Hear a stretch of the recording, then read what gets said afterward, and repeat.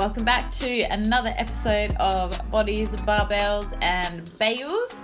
I am here today with no special guest other than old mate Sean McClaney. I'm special as fuck. Let's get straight onto the swearing. What do you mean not special? Special in the head. Yeah, special needs. No offence to anyone with special needs out there.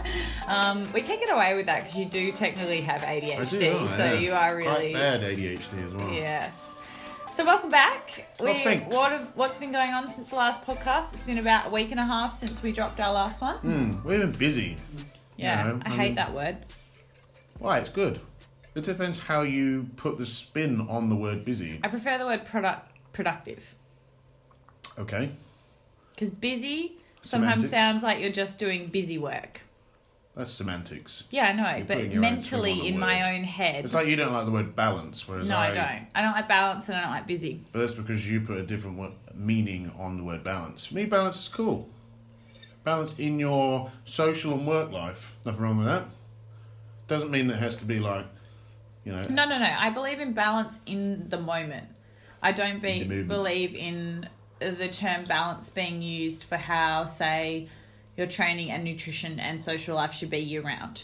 That it's going to be the same annually. I believe that at certain points in your life, okay, when you're comp prepping, your balance is going to be weighed more heavily towards training and nutrition. That's kind of when I dislike the word Sliding balance. scale. Exactly. Yeah. It's like kind of when clients are like, oh, I just wish that I didn't have to think about nutrition as much. And I'm like, well, your goal's fat loss, so you're kind of going to have to. Like, I think dimmer switches is a good one. yeah. Yeah, you're a bit dim. Yeah. It's just going to be insults this Yeah, whole podcast. all right, I think. geez, good start. I'm not too well today, so now I'm the sick one and you're the energetic one today. So you can take the lead on today's podcast. What are Lovely. we talking about today? We are going to get balls deep in reverse dieting, but not just for comp prep. So we're going to talk about, I'd like to talk about the difference between like lifestyle versus comp prep, reverse dieting. What is reverse dieting and why should we do it and who does it? So what do you mean by lifestyle for anyone listening? Lifestyle is, like, I think a lot of people think the coaches, all we do, especially us, is competition preps. Like, I'm prepping a couple of powerlifters at the moment, you prep a lot of bodybuilders and bikini and that, but we also do work with normal people. More normal people then. Way more normal people. Like, I would say... Probably 80% is 80, normal. yeah, 80% aren't comp prep, so we call you people lifestyle. Yep. So not sports Yeah, I don't like calling you specific. normal people. Yeah, It doesn't sound 'cause very we're not special. normal. We're above average. Yeah. You know. I call them my VIPs. Okay, yeah. Yeah. What do I call them? My McClaney trained badasses. You don't call them that. I do. I have a group on Really? Facebook. It's my How come McClaney I'm not trained in this group? badasses. You're in all my Facebook groups. Oh, you are a McClaney trained badass. How come I haven't I'm added not you even to my in your group. Jesus. I'm your client. I'm not Oh. even in your group. It's where I keep all my secret stuff. You don't even add me to the Right. group. So 4 weeks out from your comp, and I'll add you to my McClaney trained group. I won't even accept the Oh. request. It's too late now. Ouch. You won't get any Alright. special tips. I don't need them. Yeah, so we want to talk about all of that. And I think people, when they aren't comp prep and it's more lifestyle, they feel like they don't have to reverse. Yeah, I agree. I think it's very misunderstood and it hasn't been heard of as much, because I think comp prep people have heard of reverse dieting a lot since Yeah. like Lane Norton Absolutely. and all of that. But I think it's very, very important for lifestyle people, because I remember, like, my mum, for example, would be like, oh, I'm on a diet, and then it's like, I'm not on a diet. And it's Yeah. like, well, what are you doing now? She's like, well, I'm just not on a diet. Next minute, she's put on 5-10 kilos, and she's like, fuck, I need to go on a diet again. Yeah. So it's like, well, what are you doing when you're not dieting? I'm just going back to my normal way of eating. Exactly, yeah. And then if you you need do to diet that, again. then you're just going to gain weight again. And it sucks, So it's It's that's stopping where- the yo-yo. Yeah, so that's where reverse dieting comes in. And it's bloody effective. Yeah. It works. So I guess, like, let's explain reverse dieting first up. Obviously, if you know about this, you may want to skip ahead the next few minutes, but let's just touch Or brush base up. on what reverse dieting is. You can call it so many different words. It's not like the technical name for it. Like if I've got a client in their off season, I'll just call it like our gain season instead of a reverse dieting season, or whatever you want to call it. You want to call it a maintenance kind of, because if say you've got someone that's trying to maintain their weight in a reverse diet or their body fat percentage, but you're still increasing calories, then it's still technically a maintenance. So this is where all the wording, I think, don't be too picky with the wording or the label that's put on something when you're focusing on this phase. So we'll explain what it is, and then you can stick whatever the fuck name you want to put on it. So reverse dieting is really just increasing your calories. Generally speaking, that will be manipulating your carbohydrates and your fats. You're often not going to be changing your protein a shit ton. You may, if say really in contest prep, or say you put it up a bit when you were dieting, or let's say you're growing. So you might, actually, a lot of time in reverse diets, I drop protein a little bit. Yeah. But generally, you don't need to put protein up.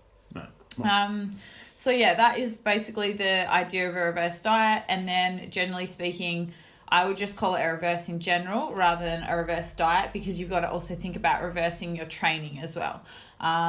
So we'll talk about that in more depth in a little while, but that's really it. So the goal of reverse dieting is really, it can have different goals. It depends on the individual, but generally speaking, say a conservative reverse diet where you're aiming to not gain a lot of body fat, you're aiming to stay in a pretty good condition, would be the main goal of the reverse diet. It's kind of to keep the results that you got in the dieting phase, coming out of it, maintaining that long term. Yeah. So anything else to add there? It's exactly what we said before, is once you finish your cut or your diet, is not going back to where you came from before. You always, once you hit that point, you want to go to kind of plus or minus 10% of where you were. Yeah. You know, but it's all, the thing of reverse dieting, it's not all about aesthetics. It's about how you feel, you know, and how your brain is and how your body is, because I think we used to fall into the trap of, okay, I've got shredded and I want to stay shredded, but I kind of feel like shit. So it's like, but what's more important? I want to stay shredded. You know, if it's summer, then you don't really reverse diet. We didn't reverse diet hard enough, I don't think. It was kind of, we were too nice, calories went up very, very slow, but you stayed shredded. And I think the difference between like lifestyle and comp prep and stuff like that is how aggressively and how fast you reverse diet. Yeah. You know, and that's what I think we'll talk on a bit today. Yeah, exactly. So let's start with the first topic, which is basically lifestyle versus contest prep. But before we get into that, let's touch on your for him tip this week. Oh, yes, for him. My for him is actually for them, really, which tends to be... Mine kind of is too today. Yeah, it's not... I think it should be tip from him and tip from her. Well, not really if you're talking about periods or something. So, you could do a myriad talk about periods, you know. Men get myriads. We have testosterone peaks and troughs. Well, maybe I'll do it on another one. All right. My tip for him or them today is about a fancy term called neurobics, which is neuro, which relates to the brain, and like aerobics, which relates to prancing around like an idiot in like a spandex to jazzy music. So imagine Sean doing that right now. Whilst training your brain. So train your brain, and the relation of this tip is, the reason why I say this, I was training a lot of people this week, and the majority of people are right-handed. I wonder why most people are right-handed. Is that something we learn Racist. To be? Yeah, left-handist. But everyone is really shit with their left hand in terms of dexterity. So you tell them to do like a pronation to a supination in a row, so palm down to palm up, and nail it with the right. When it comes to the left, the elbow flares out, the trap comes up, and just the dexterity of the movement gets really, really shit. So one thing I like to do is to try and get my clients to get more dexterous. So not just stronger in left and right, but also dexterous, so it's more skillful by doing things like opening doors with your left, brushing your teeth with your left, opening jars, combing your hair, masturbating, anything with your... You had to throw that in there. Yeah, I had to throw it in there, you know. The stranger, sit on the left. It's a term that some people will get. But what it will do is it will increase your dexterity, and also things like your fine motor control in your shoulders and your wrists and your fingers, all that sort of stuff, and you'll magically get stronger from training that as well. So it's not all about brute strength, sometimes it's about the finer details. So do things with your left and your right. Cool. Easy. Simples. Simple. Go for it. Actually, touching on that, because I remember at uni we did some grip strength testing. You know, when you get the thing and you squeeze. Mine was so much weaker on my left side than my right side. But yeah, it's very interesting to see the differences. Do you reckon it's because like we grow up and we watch what our mum and dad do and we just copy them? So if they're right-handed, you're kind of I would assume so. Must be something to do with that, like motor control and patterns and what you're seeing as an infant. Like, it'd be interesting. We should look into it more. I know you would assume there's a lot less left-handers. Yeah. I know Ned Flanders opened a left-handed store on The Simpsons for special left-handers. Are you going to go off on a tangent now? I am, yeah. Yeah, okay. Go on, Ned. Yeah. So, So for her tip this week is, this can again be for guys and girls this week, but I think females, I noticed, do it probably less than guys in the gym. And that is tracking your training. So I see a lot of guys in there with a little diary and a little notepad, which is really cute. And I like to go and draw dicks in their diaries. Dear diary. But it's something that I don't see a lot of females besides probably my clients with their programs laying around the gym. Team round. But like track your training. I think that it's almost more for the general gym goer, I'd say, than a comp prep client that I notice it, and which may be why general gym goers a lot of the time struggle to get results with training and, you know, not getting as much benefit from their session as what they can, is that often you're just walking in there aimlessly. So even if you don't follow a structured training program, even if you don't have a coach, write down your training sessions, because you don't get more benefit by switching up your workouts more frequently. No. You actually get more benefit by progressively overloading the exercises you have been performing, same with cardio, upping your intensities, whatever it may be, and progressing that way. So even if you don't want to carry around a notepad, because phone. I put all my notes in my phone. I probably look like I'm on my phone all the time at the gym, but I'm literally just writing in notes in my phone. And then I'll have a hard copy at home that I like to scribble down in a little journal and write how my workout was and how it felt.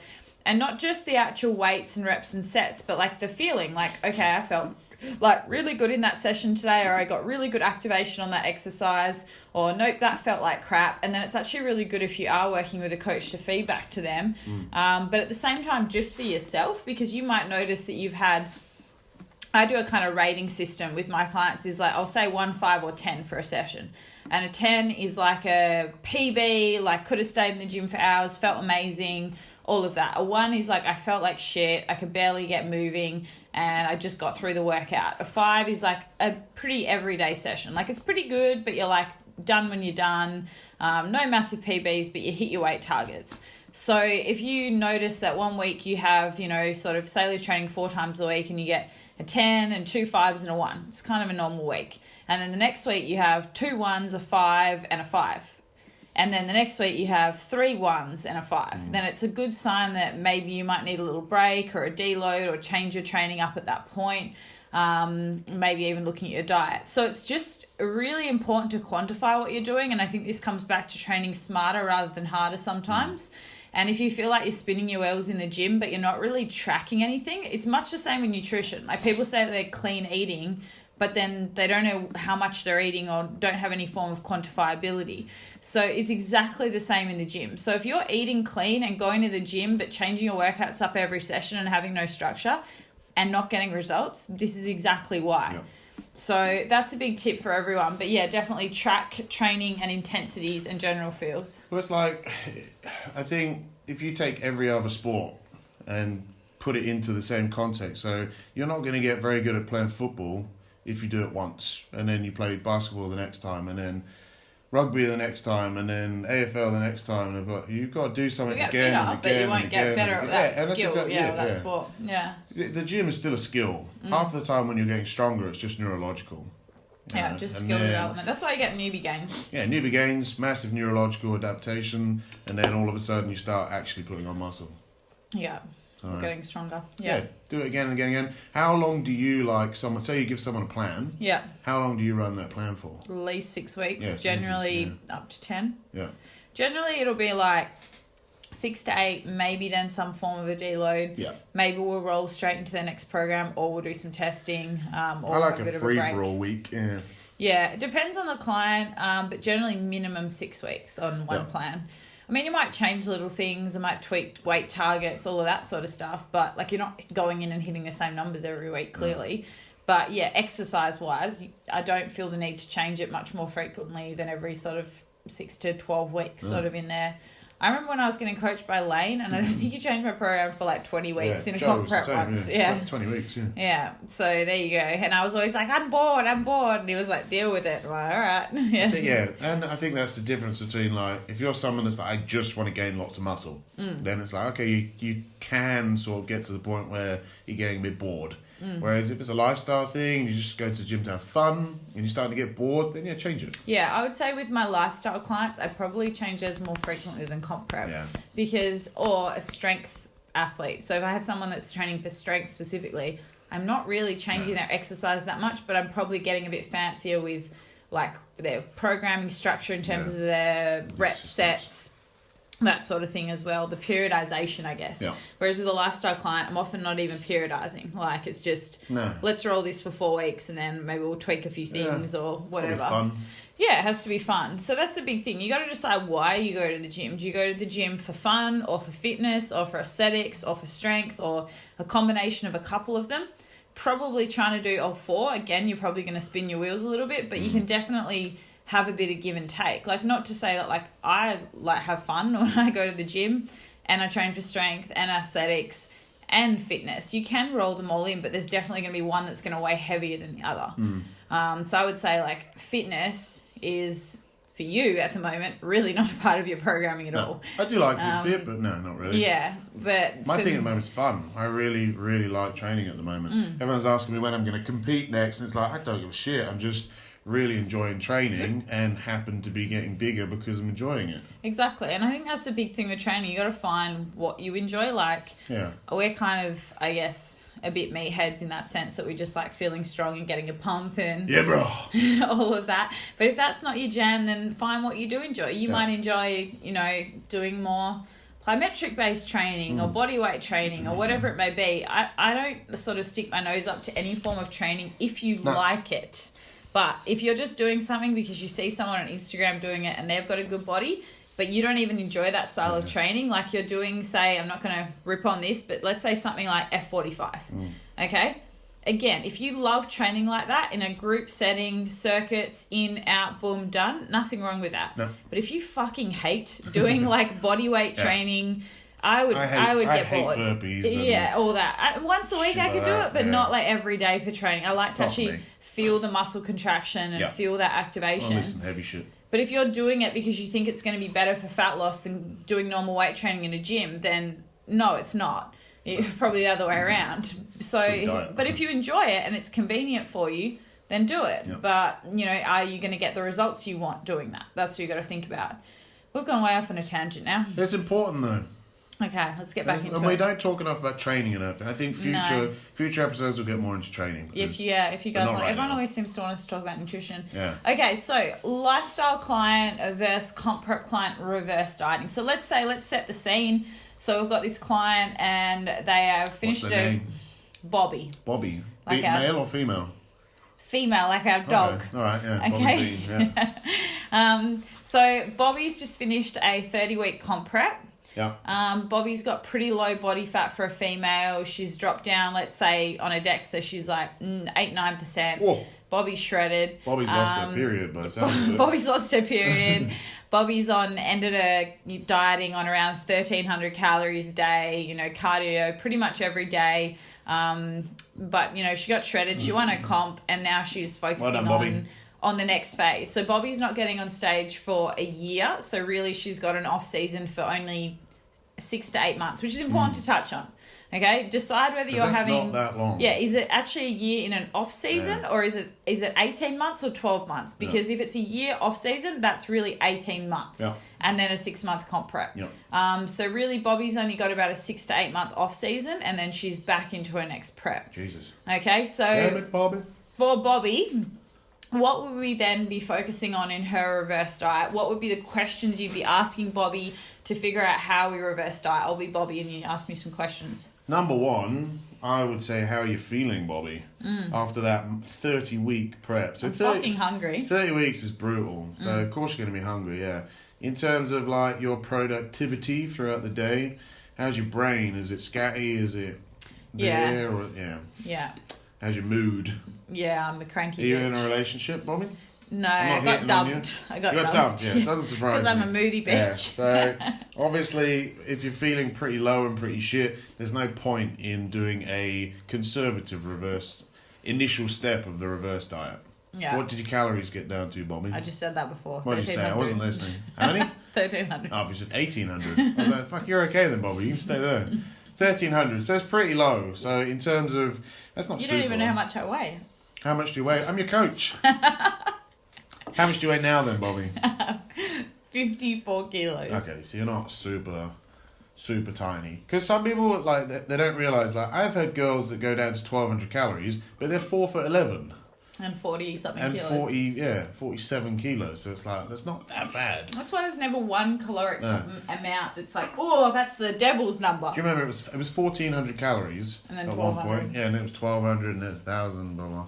But, yeah, in this situation, I would say that we need to get a little bit more aggressive for two reasons. One, to get you feeling human again. And two, if you're going to get back on stage, we potentially need to make some improvements. So, how did you feel that your prep finished? Yeah, you won your competition. Yeah, fucking won. But what was your... What up, Bobby? Thank you. Arrogant bitch. Oh, I forgot to mention there's only 3 people in my Was there comp. 3? Okay, Okay, yeah. All right. And One 2 of them of didn't them... have a tan. One didn't have an arm. Okay. Hey, it still counts. You don't need to bring this up in 2 years' Symmetry, time. they might have got marked down. Yeah, on, but, that's true. Yeah. Yeah, I suppose you would. And one of them entered the wrong division. Okay. It was... One of them was retired. Yeah. And 77 years old. Yeah, Okay. exactly. But I thought I did great. I was You did all right, flawless. yeah. What was your feedback? Make some gains. Make some gains, and that's what I was looking for. Is if you are then looking to come out of the cut really slowly, it's going to take you what? Sometimes it takes 10 to 12 weeks for you actually to get close to not being in a deficit any longer. Depending on how aggressive you Depending are. on how aggressive, yeah. So if you're going to be one of these people that, if you feel like shit and you need to get back to not feeling like shit, then you'd probably not want to be in a deficit for much longer. So there I would bump you right back up for a while. Like maybe even up to 16, 17, even 1,800 calories. To start the reverse. To start the reverse, yeah. And you know what? Sometimes you can not gain weight from that because you're in such a deficit and your body's just so starved that... Stokes that damn metabolism Exactly, again. yeah. And you can drop all the inflammation from dieting and cortisol and shit like that. Bit of cardio, yeah. And we need to look at your cardio. So I would say number one, if you're feeling like shit and you're starving, let's look at your food. Yeah. I would run very similar cardio. How much cardio were you doing? In the last few weeks of prep, I was doing 2 HIIT sessions a week for like 30 minutes and pretty much 45 minutes of cardio 7 days a week. Okay. So I would... So not crazy. No, it's not too bad. So the first week we'd look at... Me personally, I'd look at calories. So bump the calories up, see how you're feeling. In the second week, I'd start to look at tapering down cardio. You're not as nice as me. If I was coaching Bobby, Why? I would cut that HIIT out. No. It's awesome. HIIT would stay in. A week for me. post-show, I would be like, see ya, you can take your HIIT out. You can have the week off. See? HIIT's Different 20 minutes. coaches Yeah, exactly, again listening yeah. to things. You're not right. I'm not wrong. I would, in my opinion, go maybe a little slower with the reverse than what you would, but I would probably drop HIIT out. Yeah. Again, it would be client dependent. It would be us asking these questions to Bobby and saying, have you been enjoying doing cardio? And if Bobby's like, I have hated getting through a HIIT session, I'd be like, all right, let's cut it to 1, or let's half the time. Like you said, it might be 15 minutes instead of half an hour for 2 sessions. Or it might be pulling a day of weights out, but keeping a day of HIIT in, or whatever it may be. So I think that they're the important things to look at, that everyone's going to be different. And this is why there's no one best way to reverse diet. No. And you will see some coaches put up posts, and guilty, I've done it before, where you put up a post of a client and it's like 6 weeks, into their reverse diet, and they're still looking pretty much stage weight. Now that's great from a physical standpoint, but again, how are they feeling? Yeah, how's your mental? So I don't think it makes you a better coach just because you can keep someone lean for a longer period of time post-show. Because if that client is feeling like death and say they're having a sporadic binge because of being on low calories as well, then that's also something to look at. So I had a client that came out of show, not going to name names, but back from the March shows, and basically they were doing really well with their reverse diet, and we were going quite conservative, so quite slowly, because she didn't get completely shredded and her calories weren't crazy low. So we were like, okay, we're going to go slow with it. And we kept a bit of cardio in and all of that. And her weight dropped week 1 into her reverse diet, dropped a kilo. And I was like, okay, let's feed you some more food. So her average calories at the end of her prep, right at the end, were about 1,400 and a half. So 1,450, so not that low. And not doing an insane amount of cardio. And then week 2, I think her weight stabilized. Week 3, it pretty much stabilized. Week 4, she was telling me she was pretty hungry. And then she had a little binge. Now, this is a client that's had binge eating issues in the past. So as soon as she said that, that was a massive red flag for me. And I was like, right, we're upping your calories, we're dropping your cardio. You're gonna gain a little bit of weight, and that's okay. And yeah, she put on 1.5 kilos the week, upped her calories, an extra 250 calories, and dropped a fair bit of cardio out. She said she felt 10 times better. She wasn't obsessing over food. And then the week after that, her weight dropped back down a kilo. So it was literally just like, yeah, and she had the little binge in there, and then she had more food, and now it's stabilized again. And now she's up to about 2,200 calories a day, training day, and about 2,000 on a rest day. And she has 1 free meal a week, which we'll talk about as well down the line. Yeah. And she's only doing 3 30-minute cardio sessions, and that's it. And they're just for her because she enjoys doing them, because she has a desk job and she just gets up in the morning and does that. So shout out, she will be back on stage next March. But yeah, doing really well with her reverse. But just in saying that, that's why I touched on it, is that people will fuck up in their reverse diet, and as a coach, you have to ask why that's happened. Not to beat you up. So if you ever fuck up your reverse diet, because I have fucked up mine royally in the past. Sean's usually a model client and never does anything wrong and never has a binge eating bone in his body. I must have OCD with my I don't know. I think it's a male thing. Like, you don't hear as many males binging post-show as females. I think there's a huge difference between finishing your prep on 2,200 calories as a guy and 1,000 calories as a girl. But that sucks. I think as well, and we'll go into that a bit more when we touch on goal setting, but I think guys are ready for gains. They're ready to get back in the gym, ready to have some structure, whereas a lot of girls don't want to make gains. They're like, well, I like how I look when I'm shredded. I don't like how I look off season. Whereas guys are like, I'm skinny. I want my muscles back, and they want to eat and they want to grow. So this is the difference. And that's the thing as well, is guys, we should have more muscle than you girls. So if we've been dieting... Unless you're ICN Fitness. Maybe, yeah. Yeah. Male. Under 60 kilos. I think you have to be under 60 kilos to get in that one. So we've got more muscle. So once you've been dieting for 20, 30 weeks, you're just an empty sponge. Yeah, you're going to fill up. So you're going to fill up just your glycogen stores. But that's the same with a girl that has more muscle mass. So... For me, my weight fluctuates a lot. Like, I will get on the scales and it will be 2-3 kilos difference day by day. And I think that's because I have a lot of muscle mass. So if I have a high carb day, I'm like 2 kilos heavier the next day. So it's just, everyone's so different. And that's why weight, and we mentioned this before, in a reverse diet is not important to me as a coach. I'll monitor it a little bit.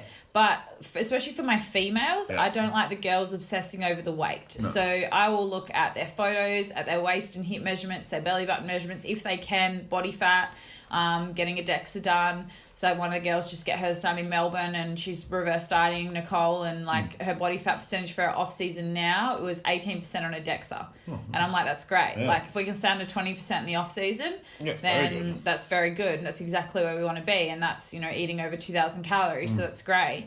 But yeah, they're the key things to focus on, because the other thing you got to remember is your weight's going to go up if you're making gains, and that's the thing that girls get scared about. So not only are you eating more carbs, you are probably more flexible in terms of sodium and water.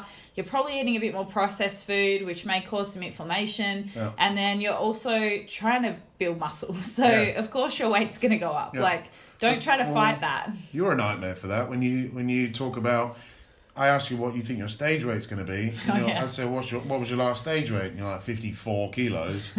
So, well, if you were minus 1% body fat, you would probably be 54 kilos. Yeah. So you have made some significant gains. Yeah. So your weight is going to be very different. So absolutely. But in regards to, like, even if you haven't made gains... Because a lot of, like, the girls will go...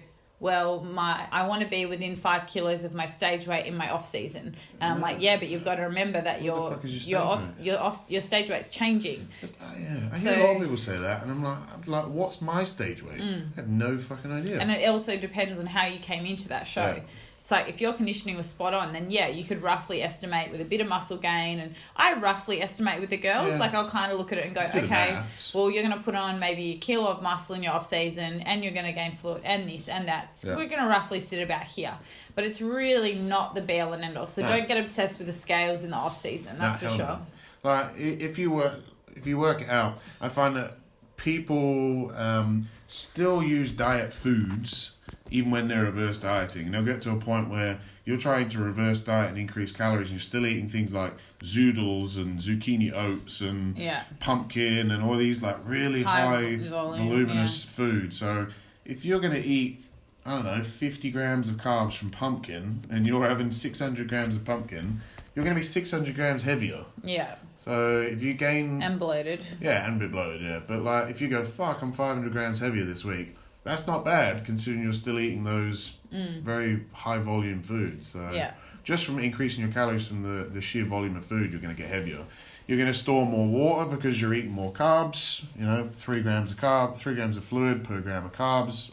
Apparently. 3 to 5, yeah. Yeah, so it's not always fat. Yeah. That's where pinches and measurements and stuff like that, they all come really well. Yeah, and I think as well, like, digestive system, like we said, like, especially straight post-comp, the first 6 weeks post-comp, your body is very sensitive. Yeah. And this is why I make it compulsory. Not always in a good way. Yeah, not in a good way, because I make it compulsory now. Minimum now, I've changed it to 6 weekly check-ins in a reverse diet. And then clients can go to fortnightly or monthly check-ins, or they can fuck off. Like, not that I want them to. I want them to stay, obviously. But, I make that compulsory now as a coach. So the way that I look at it is your comp prep ends 6 weeks post-comp rather than ending on show day.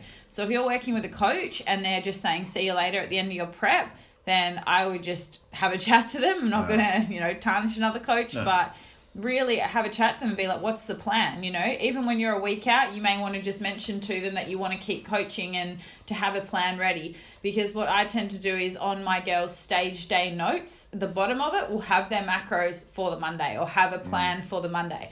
Usually if their show's on a Saturday, I'll have Sunday off, don't track, just chill, enjoy your day, go out, be with your family and friends. And then Monday, let's get back on track. It has to happen that fast. Yeah. And I know that sounds lame. I know you see lots of people on YouTube and they're offered cheat meals and a cheat week and they take a week off training.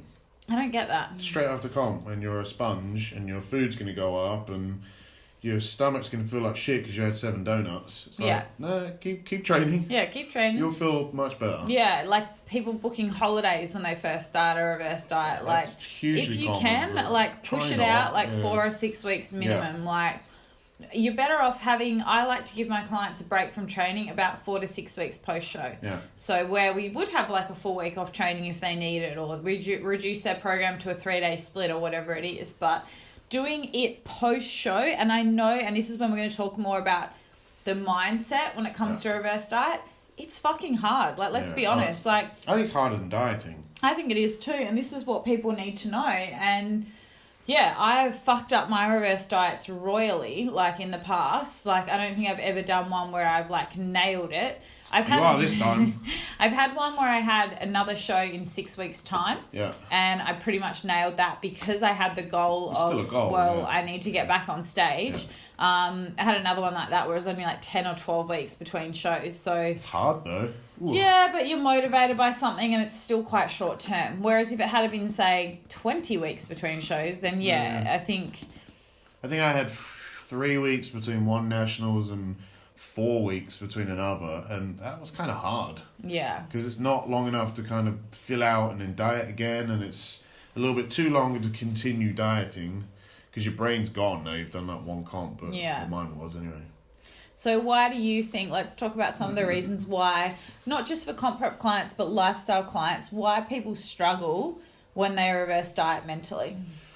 I think lack of a goal. Yeah, massively. You know, if you're comp prep, you've got the fear or the excitement of being on stage in front of 2,000 people in a bikini and everyone's judging you aesthetically. Or if you're a lifestyle client, going on your holiday and getting to this wedding, whatever it might be. Or photos and just a specific look. But once you've gone, okay, I've attained my goal, or I have no judgmental people judging me, then it's like, well, fuck, what am I supposed to do now? So I think keeping a goal is a very, very good way of maintaining a reverse diet very well. So I think a lot of things that guys do, and I think girls are starting to do more of, is keeping like strength goals. So I think every girl wants to deadlift, and some girls want to squat 100 kilos. So they're big ones.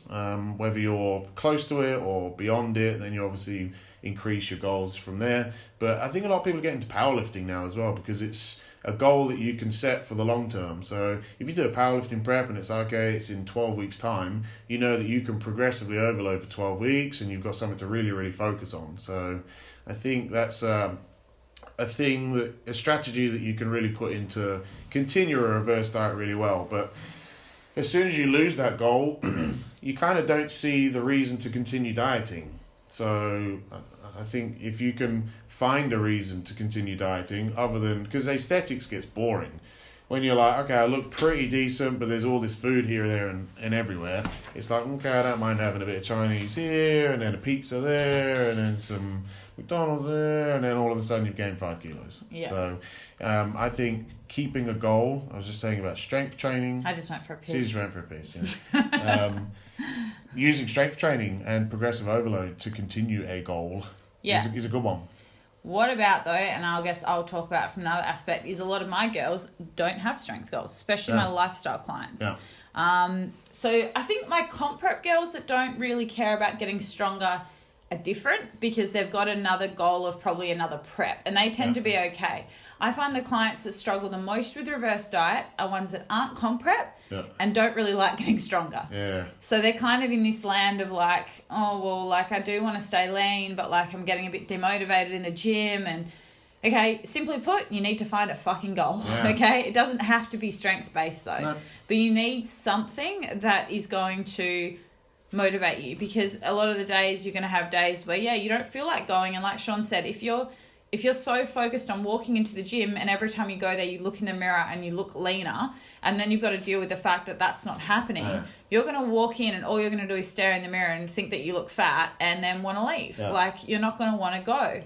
So you've got to be motivated by something, and that might be even, you were touching on powerlifting, but let's say someone with injuries who can't deadlift and can't squat, then okay, let's focus on another goal. And that doesn't have to be getting stronger on those key lifts. You can get stronger doing a bicep curl. It doesn't really matter. Or you may want to go try out CrossFit in your off season. You may want to do something else. But as long as you've got something there, and that's the same with nutrition. You want to also have a goal with nutrition. So if your goal is to gain some muscle, then use that as motivation to eat and stick to your calories, because I think a lot of people then go YOLO with that, and then they eat too much and then gain too much body fat, and then their prep or whatever, the next diet is harder.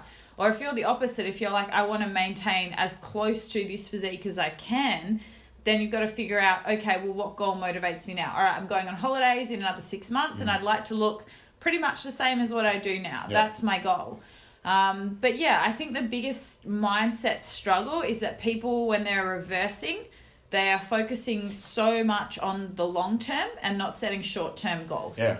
So they're like, oh, well, I'm reverse dieting for a year. Then if I go a bit YOLO on this, like you said, one meal, then it doesn't matter. And then that one meal spirals into 2 and 3 and 4 and next minute 20 kilos. So it happens. So just be realistic with the fact, like we were saying before, that if you fuck up, you want to get back on track straight away. So if you have a client who fucks up their reverse diet, what are the things that you do? Because I've got a couple of strategies. So let's say, for example, you get a client and you've got this perfect post-show plan or post-diet plan, and they're like, yeah, coach, I'm pumped for it. And then you tell them, okay, have the Sunday off, and then we're going to get stuck into it Monday. And on the Sunday, they go completely YOLO, and then they wake up on Monday and they feel like shit, and then they start eating shit again, and they don't feel like going to the gym because they feel like crap as well. And then that rolls into Tuesday, and then Tuesday they're still like got a sugar hangover and they don't train again. Wednesday they get back in the gym, they feel a bit sluggish and unmotivated and have a crap session. So then that crap session makes them want to just eat shit because they feel demotivated from it. So they've just done 4 days where they've just kind of fucked up, and they've come to you and now they've told you everything they've done. Personally, I've never had that, like, in any of my clients. So... Because you don't coach many females. Well, I used to. I used to. I don't coach them because you do now. Yeah. But I think the lack of plan tends to be a reason for that. I'd say that more often than not happens when either the coach doesn't explain things thoroughly, what's going to happen post-show. I find I don't ever really get it the first week post-show. If I get it, it's like about 3, 4, 5 weeks post-show when they're feeling a little demotivated. Because normally they finish a comp and they're on a high. And they're like, fuck yeah, I want to compete again. Or if they've just finished a diet, they're like, I just want to stay looking like this. Yeah. Exactly. It's that few weeks later. So let's say this happens a few weeks later. I would say number one is accept that you've done it. Yeah. And it's happened. Yeah. Rather than stewing over it and then beating yourself up. It's like, all right, it wasn't good, but you've done it now. Like, get over it. And let's talk about moving forwards. Why did you do it? Number one. Yeah. What do you think was the trigger? And you've got to work that out. So I think this is where it comes... Rather than looking at maths and numbers and stuff like that, is let's look at mindset and why you did that, so we can actually keep moving forwards. Yeah, because I think one of the biggest spirals that women go through in particular, and this is what we're talking about at our self-sabotage workshop next weekend. Plug. But this is what happens in a female's brain. You probably don't know it because you probably haven't had your females ever be this honest with you, because you're pretty ruthless and just like, what the fuck's wrong with you? Get on with it. Like, so they're probably scared to tell you. I'd say, yeah. That's why I don't coach females. Yeah, but this is what generally will happen. This is what's happened to me before. Is basically you go through this thing where you fuck up for a few days and then you get on the scales and oh my god, all of a sudden you've put on 3 kilos. So then you're like, why do I bother? Yeah. What's the point? And then you're like embarrassed to go to the gym because you've gained weight and you don't want people to see you, and you were shredded a week ago and now you, in your eyes, you look fat, even though you're probably not. Yeah. And then you're like, well, I can't be bothered, so I'm just going to eat whatever because what's another day? Yeah. And then it just kind of keeps spiraling. And that's where, like Sean said, that's where you just got to stop yourself there, because it's only going to get 10 times worse before it gets better. So the biggest thing is just I've got a little ebook on this actually. If any of you guys want it, just send me an email. But it's called the Check Yourself Before You Wreck Yourself. And it's a good little checklist of things that you can do and go through when you are going through this stage of self-sabotage, of moving away from your goals rather than towards your goals, and basically toxic behavior with your relationship with food and your training goals. You're just sabotaging basically all your hard work. So the little Check Yourself Before You Wreck Yourself, it's a check, and it's CHECK, so things that you want to go through. And then they're kind of like your triggers. So defining the triggers. So let's say, for example, this is one I've had before. I asked a client when she generally was binge eating, and she said it was generally when she was actually post-comp and training less, and she was bored in the evening. Yeah. And she wasn't so much binging, she was just kind of mindlessly picking and over-consuming. And she said, I'm bored in the evening. She's single, lives by herself. And she said she'd get home from work and wouldn't have cardio to do because she trains in the morning. Yeah. And she was like, I'm bored and I just eat. And I was like, okay, well, there's your trigger. So you need to find something to do in the evening. So we got her, what do we do? A dog. Reading books. Yeah. I always say do things that you've got to use your hands, because then you can't eat. Or go into another room where you're away from food. Dog, phone a friend, pick up the phone. That's always a good one. Post-comp as well, you're kind of not the most sociable person as well. So it's start a good being time social. To be social again, mend those friendships. Get on Tinder. Yeah. Get on Tinder, exactly. Yeah. And then you can use your hands as well. Yeah, and I think a lot of the time for women, they tell me it's boredom when they're single, but a lot of the time it's actually loneliness as well. Yeah. And food can be a little bit of a companion, I guess. So And the other thing is just don't have it in the house. If you live by yourself and you're single, remove it. Yeah. Or make sure that you've pre-prepared some stuff in the fridge that's low-calorie snacks, like a bag of popcorn, stuff like that you know you can't really binge on. Like, it's not going to do too much calorie, density if you have a whole bag. Yeah. And, I guess the biggest thing is just learning how to stop yourself in the moment as well. If you know what your triggers are and you can see it starting to happen, then know when to stop and then refocus back on your goals. And also, a lot of people go, oh, well, I've started the binge. I've already blown my calories by a couple of hundred. I'm going to keep going. Let's do a couple of thousand. Exactly. Which do you think is going to be worse? Yeah. It's a very common mentality, but it's a hard one to understand that once you slightly fuck up, I'm going to royally fuck up. Yeah. It's like, just stop there.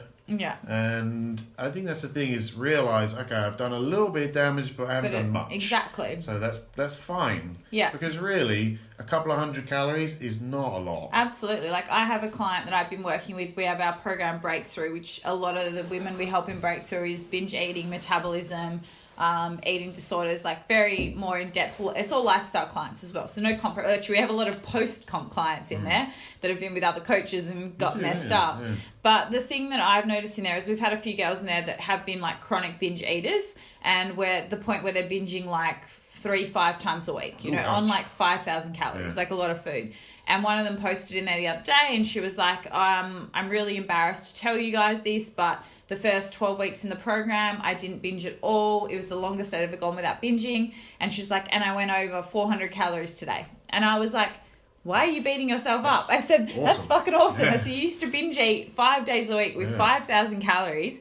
You went over 400 for one day and you stopped yourself. And I said, did you actually stop yourself there? And she was like, yes. Yeah. She goes, I realized what I was doing and I put the brakes on and I straight away posted it in the group and told you guys because I wanted to know what to do and how to move forward. And then she felt 10 times better because having one in 12 weeks over a few hundred calories comparative to daily is just such a big progress step forward. It doesn't mean you've taken a massive step back if you do have a small little hiccup. But if the hiccups are becoming smaller and less frequent, then you're still making progress. That's how I see it. Yeah. But again, still try and find out why that trigger happened. Exactly. That's what we asked her. That was the first thing we said. Yeah. We said, well, what was different today? And she'd had a really stressful day at work. Yeah. She came home, kids were running around, house was a mess. Husband wasn't helping and she had no prepared food in the fridge. So she just grabbed whatever. So see how all those triggers have just rolled into that. So prepare for success. That's one other thing I want to touch on in a reverse diet. If you prepped your food when you were dieting, keep prepping your food when you're reverse dieting. Just prep especially more. Especially in the early stages. Absolutely. But we're really, like, when I say prep food, I don't mean you need to have it in these individual Tupperware containers. Yeah. Like, we don't do that. No. We are very lucky that we work from home, so we can kind of cook most of our stuff fresh. But at the same time, me in particular, I don't cook much fresh. I will chop up veggies and stuff, but generally what we'll do is cook off like chicken and just put it in a big tub in the fridge and, some sweet potato and rice, and I'll chop up some veggies so that I can just throw a meal together fresh. But really, if you think that your diet ends or your comp prep ends the day that you finish, then you're going to fuck yourself up. Trouble, yeah, exactly. Keep doing the good habits that got you there afterwards. That's the biggest thing. I think the way you want your diet, your cutting phase as well, is to not be unhealthy and build bad habits. So I find a lot of the time, a lot of my clients tend to actually get better with food by dieting. Yeah. Because they'll sort of learn different combos. And I've had people that can't cook beans on toast. And just from dieting and getting smarter and watching YouTube videos and sort of realising, okay, I need to stay full and combine this food and that food, they get really good with foods. So when you're reversing out of it, stay that savvy with your food. You know? Don't think, fuck, I'm just going to go and eat also, if you stay savvy, you've got more room for pizza in your macros. Exactly. Yeah. And you can. And that's the thing we should kind of touch on now is, because I have some clients that will say to me, or maybe not so much clients, I've probably had it more, my clients are pretty good with this, but on social media. And I had some knobhead the other day inbox me when I put up a post of I don't know, it was like a salad. And they're like, do you ever just want to eat a fucking pizza? And I was like, of course I do. I would love to eat that every single day. And you do. Yeah. From time to time. But would Not I currently. look the way I looked if I did that every single day? Yeah. No. Like, let's be realistic here. You can't get an amazing physique by eating shit 24/7. Like, Well, my current daily calories are about 5,000. and you barely And eat I shit. still don't eat a pizza a day. I might eat one every week maximum. And it's not just the But look it's not standpoint. shit pizza No. either. It's like I still need it to be semi-decent because I'm going to feel like shit after Exactly. that pizza. And there's a point as well when your calories get so high in a reverse diet that you can't eat shit food. Because it just bloats you. Because it bloats you and then you won't get your calories in. Mess up your digestive system. That's why I don't eat a lot of those foods, because I just get bloated straight away and won't be able to go to the bathroom for a few days. So I think that's something to touch on is once you get to the point in your reverse diet that your calories are high, you almost need to stop using diet foods. yeah, you need less fibre often. You need to get kind of the reverse of what you were doing coming in, where you're like, okay, what's got huge volume for low calories? Yeah. You're now thinking what's got doesn't low mean volume. it needs to be shit food, though. But no, Yeah. exactly. Things like bagels, hence Yeah. the title of this podcast, but like a bagel has 60 grams of carbs in and it doesn't fill you up whatsoever. No. So they're amazing when you're a macronator and you smash a shitload of But not carbs. ideal in comp prep. But terrible in comp prep. You want 60 grams You of have your a daily you have a carbs. thin instead, which is 15 grams of carbs. Exactly. But Yeah. it's the same thing, really. Yeah. You've got 2 slices to a thin, you've got 2 slices to a bagel. One's, what's a thin? 19 grams of carbs? Only Something? 16. 16 grams of carbs. A bagel's 60 grams of carbs. So Mm. you're not then going to go, okay, I'm going to have 4 thins Yeah. when you're on 5,000 No, calories. too much 'cause you'll volume. feel like shit. So I think a lot of people make that mistake. Yeah, when the girls start breakthrough, the first 8 weeks is our metabolic building phase, and a lot of the girls that have come in have been #clean eaters. So for them to transition to high calories and being more flexible with food, it's a big mental thing to get around because they're often scared of carbs, scared of this. They've been told butter's bad, honey's bad, I love butter. all of these things. And like simple foods like that, like you might be having a bowl of oats in the morning. There's nothing wrong with adding a tablespoon of honey to that if you need to get some simple carbs in. And it's an easy way, especially pre-workout or something. Like, that's great. Like, some of my girls in my meal plans have jelly beans pre-workout, like my off-season girls. Gummy bears. Yeah, Ashley, shout out. She's loving that at the moment. But, she's on 260 grams of carbs a day and lovely. she's full. So I was like, all right, well, let's drop out some of your oats and put some jelly beans in pre-workout and some cereal. And she's fine. What's mine at the moment? Orange juice post-workout. You think to yourself, oh, orange juice is terrible, it's full of sugar. It's like, well, if you need 750 grams of carbs a day, orange juice is amazing. You're not going to eat kilos and kilos of rice. Let's eat rice and oats. Yeah. And have 400 grams of fibre. Yeah, so you're kind of transitioning out. Like in comp prep, you kind of, I guess, the foods that I eat a lot of would be like pumpkin, zucchini, cucumber, if you're Kayla, lemon rind. Lemon and stevia, and cucumber and stevia, and everything in stevia. Why not? It's working. But then when you come out of a comp prep, or egg whites, and then you come out of prep and it's like, okay, whole eggs again, and sweet potato instead of pumpkin, and white potato, and all of these different things. Not to say you can't have them in a prep, absolutely not. But the last few weeks, if your calories are low and you've got to grind, then you're going to be having more of those foods, which is most of the females out there. So just being realistic with what type of foods you can transition onto as well. But the big tip with food in a reverse diet is don't just go throwing every food in. So let's say, for example, the last 2 weeks of your prep, your coach hasn't had you on any gluten or dairy. And then you go, I'm going to go have some ice cream and then a bagel and some pasta. And of course you're going to feel like you're intolerant to that food. It doesn't mean you have an intolerance. It just means you need to slowly add back foods again that you haven't had. You can downregulate your ability to deal with that food. Yeah, because a lot of people will say, oh my God, since comp, I've had a gluten intolerance. And it's like, have you, or is it the fact that you just haven't had it because you've been on bro foods? Like some people don't realise. 7 cakes. Post comp. Yeah, because I thought that before my first ever comp prep, I had no issue with gluten. Then I went gluten free for 12 weeks for this extreme prep, and then post comp I was like, oh my God, I'm gluten intolerant. And then I was like, no, I just had to slowly add it back in. I know I'm a little gluten sensitive if I have a lot of it, and at the moment say, while I'm prepping, I'm not really having any besides maybe a high carb day. Not these last few weeks. It's like, well, of course I'm going to be more sensitive to it. Just be realistic about that. Okay, so let's talk more about the goals and differentiation between a lifestyle client versus a comp prep client. We did touch on it, but I just want to explain more the lifestyle client a little bit more. So let's say we've got a lifestyle client and their goal was to get off, 10 kilos, fit in a size 8 and feel confident in a bikini in summer. Now they've got to that goal and now they're like, right, I literally just want to maintain this, but I want to be more relaxed with my food. I don't want to be tracking every single thing. I don't want to be stressing about macros all the time. They were really diligent when they were doing this. What then would be the advice for someone, let's say they're a mum and they've got kids, they want to start having more family dinners, all of that. What advice would you give them now coming out of if they want to try to maintain that physique, but they don't want to really track too strictly? End of the day, you have to have some form of tracking. You're going to get to a point where I like it. Okay, if you're going to reverse diet, it has to be for a certain period of time until your calories have got to a point where you can be a bit more relaxed. Yeah. Well, what's that? Is it Soy Fit or whatever it is? Soleil. She just said that intuitive eating is good for a maintenance phase, but not very good for a fat loss phase. Yeah.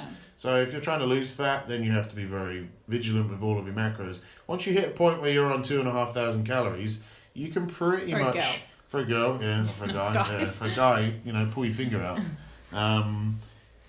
You can pretty much eat intuitively and you'll hit your calories quite comfortably. But at the same time, there has to be some form of tracking there, whether it's tracking portion sizes and consistency, or you track, say, 4 meals of the day and your 5th meal, you have that family meal. Yeah. There does need to be some form of give and take. If you want to be a bit more relaxed with your food and what have you, like, it's what the 80-20. Absolutely. I don't want to be, like, when we have a child, like, unless one of us is prepping for a show, you're probably going to be bodybuilding still. I'm probably not. Hopefully. But I don't want to be sitting around with old little child. Maximus. Future spawn. Don't tell people our child's name. They're going to steal it now. Damn.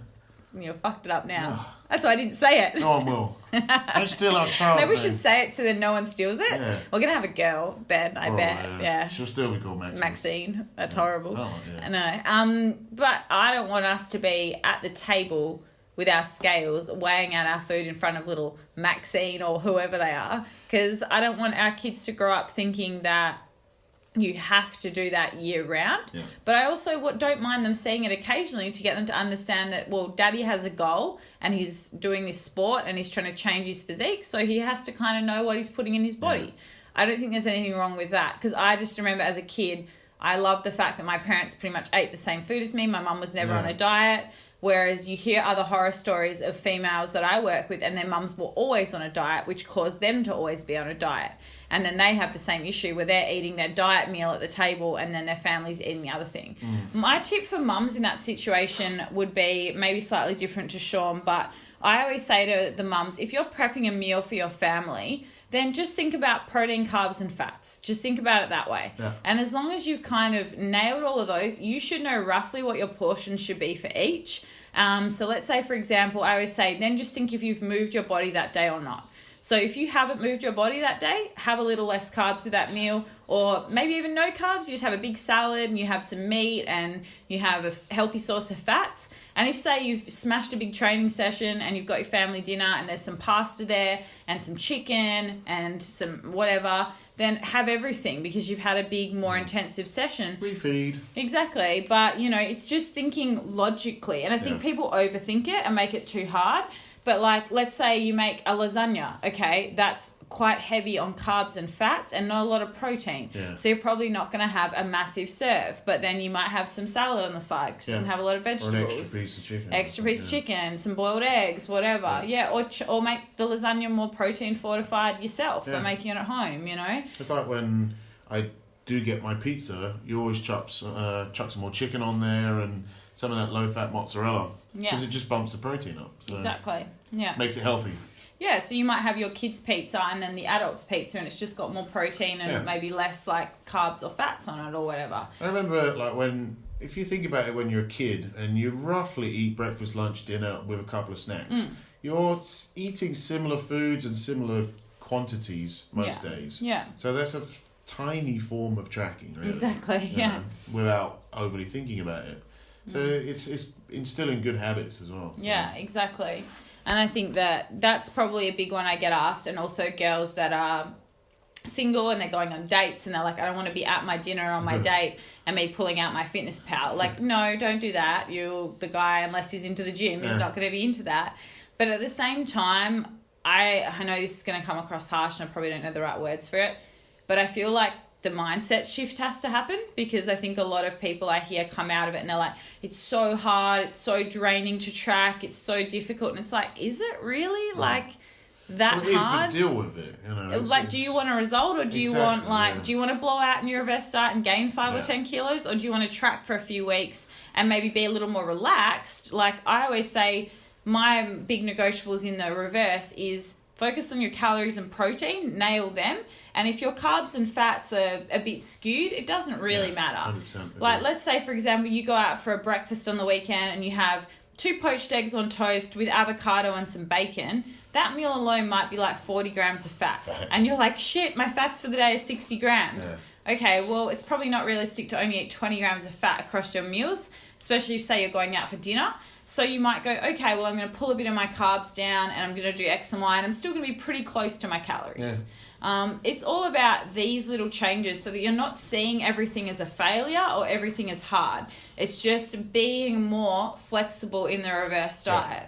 It's the hierarchy of importance as well. Yeah. If you get your protein and your calories, for a lifestyle client, more often than not, that's almost the same as hitting your macros perfectly. Exactly. I find, because fats and carbs are just energy sources. So if you can go 50-50 in your energy sources, you just become very, very good at processing fats and carbs. Yeah, and obviously the only reason why, as a coach, we would give someone a certain amount of carbs compared to a certain amount of fats comes down to a few variables. Yeah. So depending on the client, obviously, if somebody's on a higher carb intake and slightly lower fat, it might be because they just generally feel better on that. They need more fiber, whatever it is. But then the person that's on higher fats might have maybe sluggish hormones or whatever.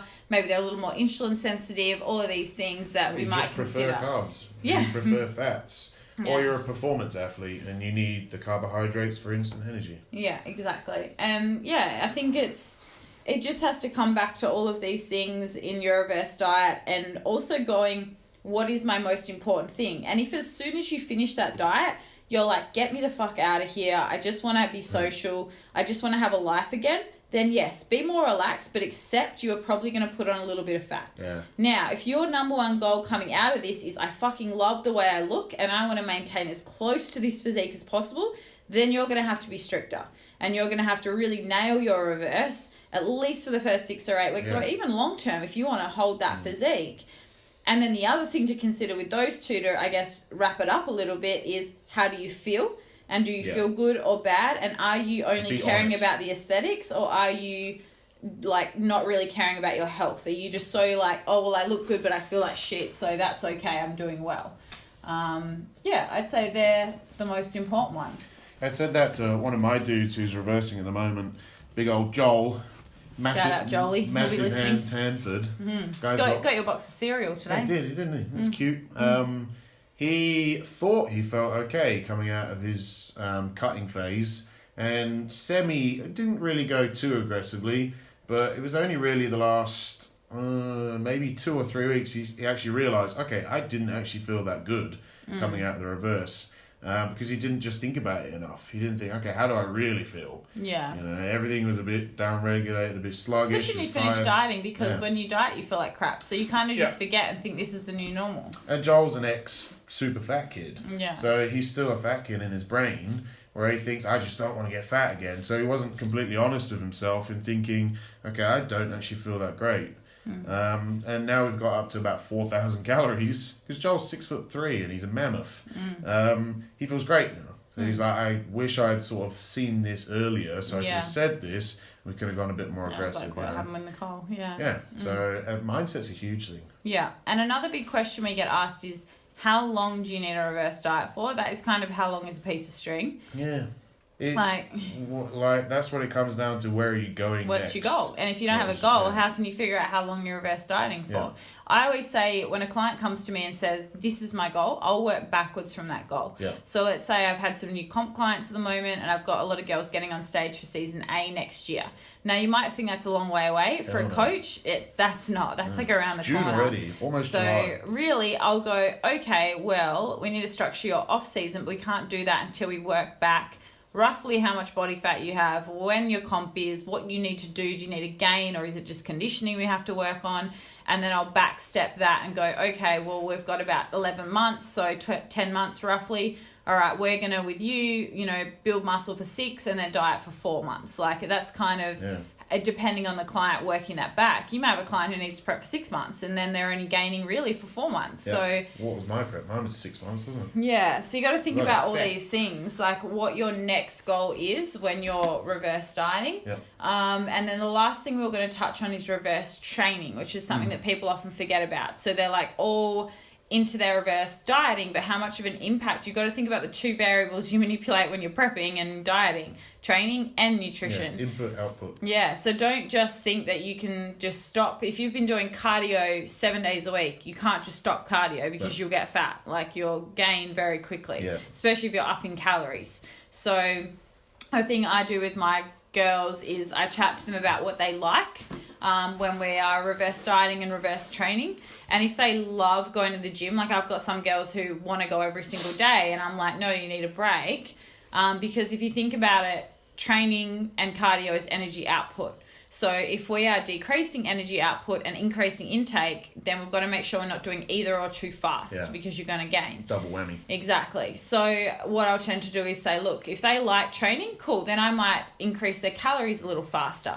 But if they're really over the gym and they only want to go 4 days a week, 3 days a week and drop their cardio down, then we might go a little slower with the calories. So you've got to kind of look at the two and make a bit of a compromise. I've got some girls who have office jobs and they literally sit on their ass all day and they actually enjoy a bit of cardio. Yeah. So in that instance, I'll say to them, cool, let's keep in, 3 30-minute walks a week, but we're going to up your calories a little faster because, or they're like, I love food. Can I have more calories? I'd rather do a bit of cardio. Yeah. Okay, cool, sure.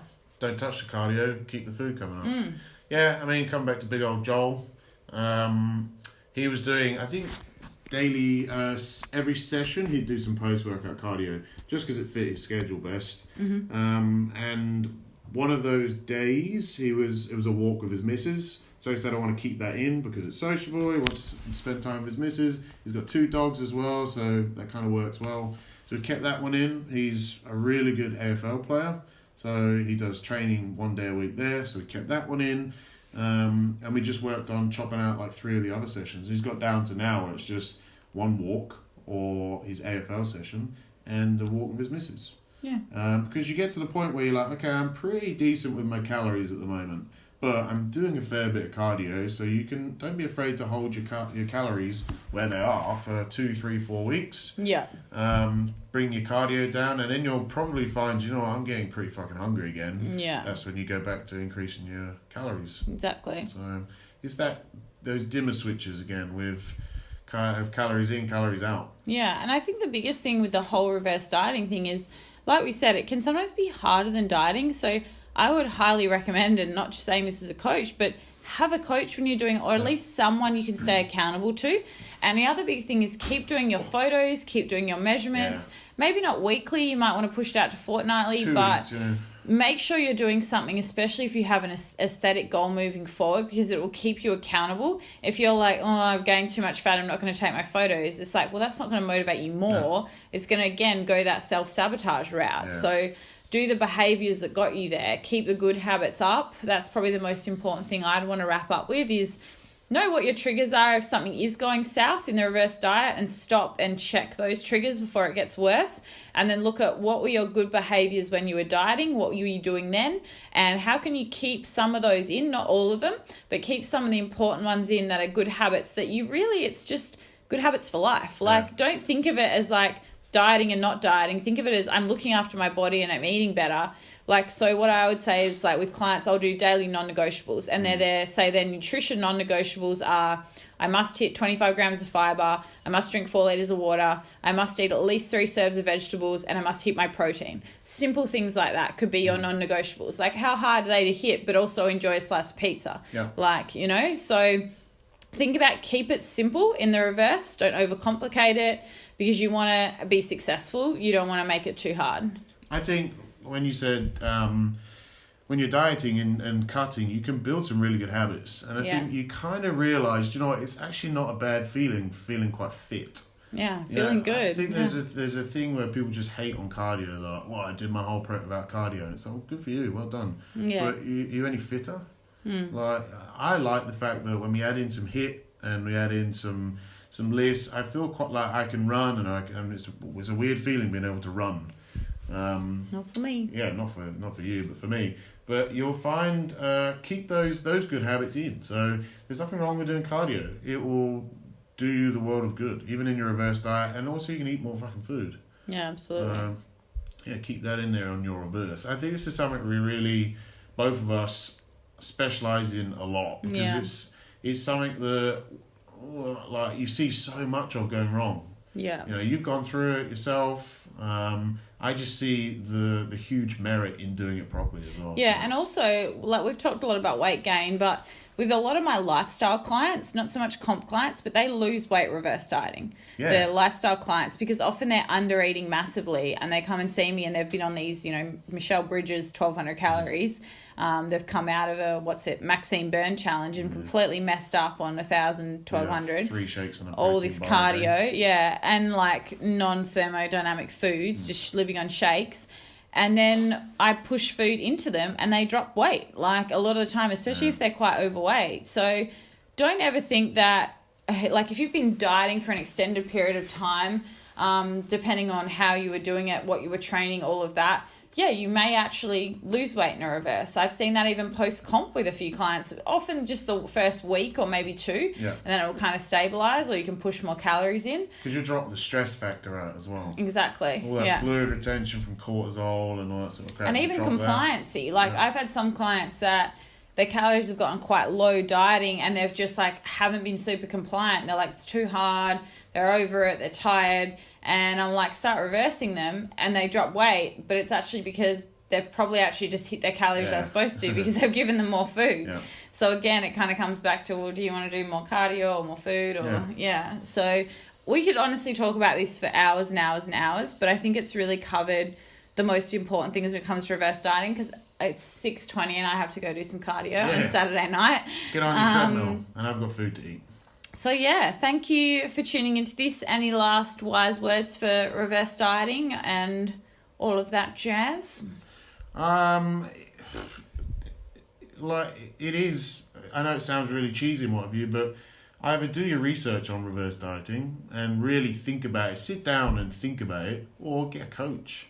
Like, I know it's an investment, but it's something that if you do invest in, will benefit you massively. It'll also hold you accountable, because like we spoke about with goals before, if you also struggle with goals, but then you have no accountability, who's going to hold you accountable to that goal? I think I don't know if you want to give away one of your secrets of coaching, but your accountability buddies. Oh, yeah. I think that's an awesome idea, is let someone know what you're doing. Yeah. Like, I'm reverse dieting, and if they're doing the same thing even better, you can like bounce off each other. How are you getting on this week? Yeah. You know? There's some of the girls in my group, like, even though I'm their coach, but they don't want to, you know, bug me 24/7, like, with little things that they know isn't really utilising my time efficiently. So what they'll do is they'll just post in our group and be like, hey, I need a buddy, I'm struggling a little bit. And the girls will just message each other their end of day macros every day, just to say, how have you gone today? Show me your macros, I'll show you mine, be honest. And they'll send that to me. I don't really mind. I'm happy to do it. But sometimes when someone else is going through something the same, it's nice to have someone else on your team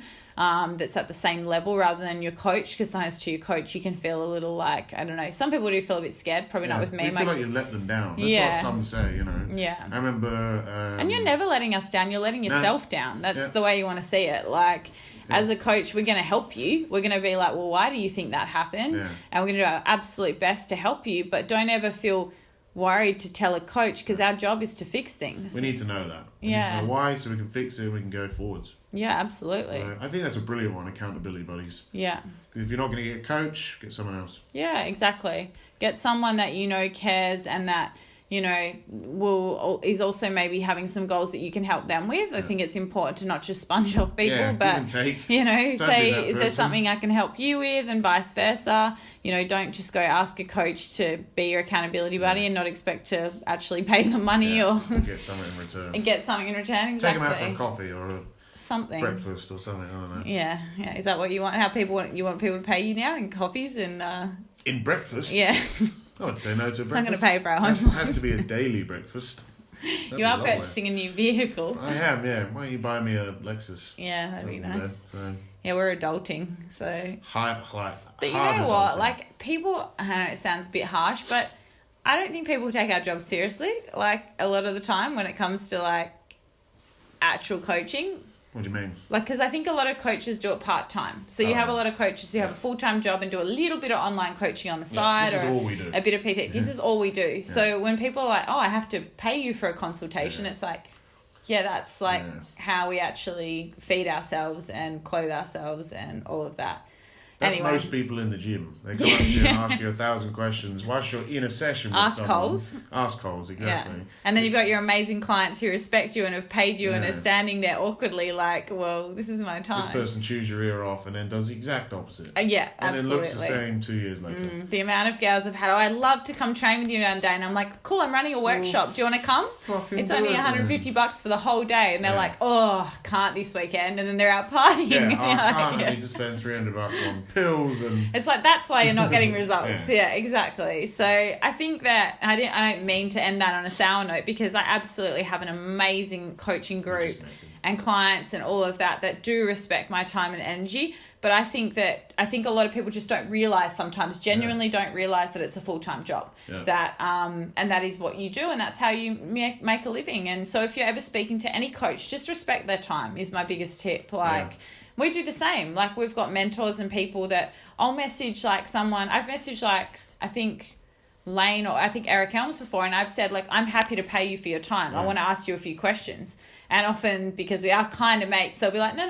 But I'm like, but I would. If they said to me, I would. I'd be like, cool, how much? Let's do it. Or when they come over, you take them out for breakfast. Yeah, or they stay at your house for free or whatever. Like, you just do things for people, you know, and vice versa. Be a nice person. But yeah, shout out to all the amazing clients that do work with us and give us a job and let us do the job that we're so passionate about. And Thank you very much. Yeah, we appreciate it, because there's so many coaches out there, so it's great of them for entrusting in us as well.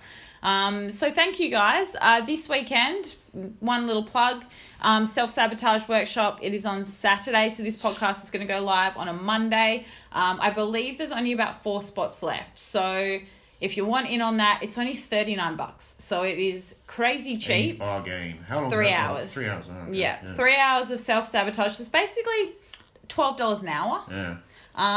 So we charge $100 to $150 now. So it's good quality. So it's going to be awesome. It'll be with me, and Sean won't be there, but it'll be with our NLP coach, so our neuro-linguistic programming coach, which is, I guess, a type of it's not psychology, but it is psychology. And talking a lot about, you know, the brain, how it works, how to change thoughts, patterns, language that you use with yourself, and just make yourself generally more motivated, more confident, stop self-sabotage, all these cycles, and just enforce better behaviour and more positive behaviour, I guess. So that's Saturday, 1 to 4 in Perth only. We're not doing it online. We've had a lot of people ask, maybe in the future, but this is Perth exclusive. And if you need any info, tickets, etc., just email admin@aliceround.com, ADMIN, and Jess will answer any questions you have there. That being said, thank you so much for tuning in. If you have any episodes you would like to hear, talk, chat about in the future, again, just drop an email to that or direct to me. Yeah, exactly. We want to know what you want to hear. We don't just want to sit here every week and talk shit, you know. We're fine. We can talk a lot of shit, but if there's specific topics or things you want us to revisit but in a different aspect, more depth. Let us know. Yeah, absolutely. We're not going to think anything stupid. How do they get in contact with you, Jazzy? Me, personally, my email, let's go info@mclaneytrained.com, or add me on the old gram at McClaneytrained. We need to get him to 1,000. I'm on 930 at the moment. So he said he'd start Insta stories when he gets 1,000. Well, yeah. We'll do some daily rants and some educational stuff, some funny stuff. I think we need to start a hashtag, get McClaney to 1,000 or something like that. Yeah, we'll think of something. We'll think of something better. Vote McClaney. Vote McClaney. Hashtag vote McClaney. Yeah. All right, guys, that is it. You guys know all my social media handles. Is all pretty straightforward. Just at Ali Round. Go follow the Team Round account. We put some cool stuff on there. So at team_round, and that's more like my business page. But I also throw more of my client stuff on there and more of the other coaches and all the epic stuff that's going on in our community is definitely over on that page. They're the big ones at the moment. I'm not really doing Facebook Lives as much because Instagram's taken over. So, yeah, that being said, I need to get on them a little more. Maybe we can do one together. Maybe do a podcast live one day. Well, someone said that the other day, actually. I'm just scared about our terrible internet. That's the fear. Yeah. Maybe when we move into our new house. Yeah. All right, guys. Have an awesome week/whatever day this goes up on a Monday. Have a great week. I hope this kicks it off on a good note, and we'll chat to you in the next episode. Speak to you next week. Alrighty. See ya. Ciao. Ciao for now.